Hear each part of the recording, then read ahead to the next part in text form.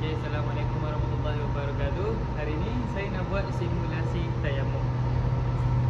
Seperti mana kita boleh lihat, kat sini ada contoh debu tayamum. Tapi debu tayamum, saya gunakan bedak.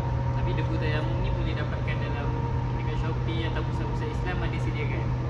Baik, sekarang saya akan berikan contoh simulasi tayamum. Bismillahirrahmanirrahim. Yang pertama, niat. Nawaitu tayamum istighfar hadis solat lillahi ta'ala. Okey. Lepas tu tepuk, sapu pada muka dan sapu pada tangan. Kemudian tertil. Okey, itu sahaja. Macam ni. Oh. Jangan gosok. Tiup. Sapu pada seluruh muka. Okey, sekali sahaja. Kemudian tepuk lagi, sapu pada tapak tangan hingga ke siku.